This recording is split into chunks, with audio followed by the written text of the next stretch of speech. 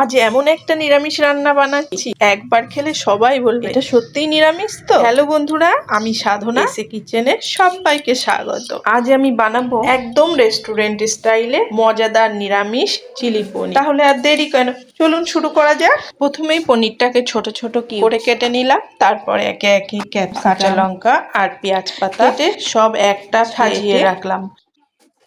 রান্না শুরু করার আগে সব কিছু রেডি থাকলে এবার পনিরের মধ্যে গোলমরিচ লবণ দিয়ে ভালো করে মিশিয়ে নিচ্ছি, যাতে সব পনিরের গায়ে লবণ আর গোলমরিচ গুঁড়োটা লাগে। তারপর কর্নফ্লাওয়ারটা এমন ভাবে মাখিয়ে নেব যেন প্রতিটা পনিরের গায়ে সুন্দর একটা কোটিং হয়ে যায়। এই দেখো বন্ধুরা, কোটিংটা কত সুন্দর হয়েছে, একেবারে রেডি সিনেমার হিরোর মতো। এদিকে আগে থেকেই তেল গরম করে রেখেছি, এবার একে একে পনিরগুলো তেলের মধ্যে ছেড়ে দিলাম। দেখছো তো, শুরুতে কিন্তু একটার সঙ্গে আরেকটা জড়িয়ে ধরেছে। ভয় পাওয়ার কিছু নেই, একটু ভাজা হলেই ওরা নিজেরাই আলাদা হয়ে যাবে। এর মাঝেই বাইরের দৃশ্যটা আপনাদের একবার দেখিয়ে দিলাম।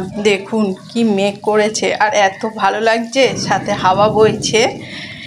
এই আবহাওয়ায় গরম গরম চিলি পনির হলে আর কি চাই। পনিরগুলো হালকা গোল্ডেন রং হওয়া পর্যন্ত ভেজে তুলে নিলাম। এই দেখো, বলেছিলাম না এখন কিন্তু একটার সঙ্গে আরেকটা লেগে নেই। এবার কড়াই থেকে বাড়তি তেল তুলে রাখলাম, এতটা তেলের দরকার নেই, অল্প তেলেই দারুণ চিলি পনির হয়ে যাবে। এবার সেই তেলের মধ্যেই দিয়ে দিলাম আদা, হালকা ভেজে নিয়ে যোগ করলাম ক্যাপসিকাম আর কাঁচা লঙ্কা। এগুলো বেশি ভাজার দরকার নেই, মাত্র 1 মিনিট নাড়লেই হবে।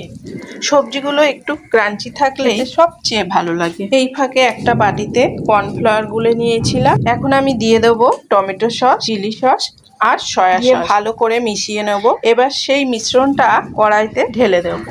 আবার বাইরে একবার তাকিয়ে দেখি আকাশ একেবারে কালো, মনে হচ্ছে বৃষ্টি নামতে আর বেশি দেরি নেই। আর এদিকে আমার কড়াইতে গ্রেভি সুন্দর করে ফুটতে শুরু করেছে। এবার ভাজা পনিরগুলো দিয়ে দিলাম, সঙ্গে সামান্য চিনি আর স্বাদ মতো লবণ। মনে রাখবে পনির ভাজার সময়ও কিন্তু একটু লবণ দিয়েছিলাম, তাই হিসাব করে লবণ দেবে। এবার 2 মিনিট ফুটিয়ে নিয়ে উপর থেকে ছড়িয়ে দিলাম কুচি করা পেঁয়াজ পাতা, আর 1 মিনিট ফুটলেই একেবারে তৈরি।